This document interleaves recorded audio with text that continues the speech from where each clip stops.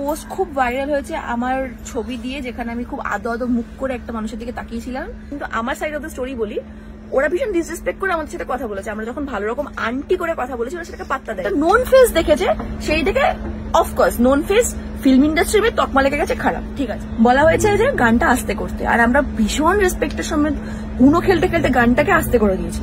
তারপরে 3-4টা দিক থেকে গান বন্ধই হয়ে গেছিল, 5টা 5:30 অব্দি, রাইট? তখনও এসে আন্টির বক্তব্য, গান কেন চলছে।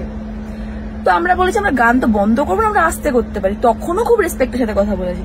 তারপরে উনি আরপিএফ কে কমপ্লেন করেছেন, কমপ্লেন করে গান বন্ধ করিয়েছেন, আমরা বন্ধও করে দিয়েছি। হ্যাঁ, তারপরে আমরা যেটা করেছি সেটা হচ্ছে খিল্লি। কারণ কিন্তু যারা কমপ্লেনটা করেছে তারা এক্স্যাক্টলি পাশের বগিতে উপরে ঘুমাচ্ছে, জানি না দেখতে পাচ্ছ কিনা।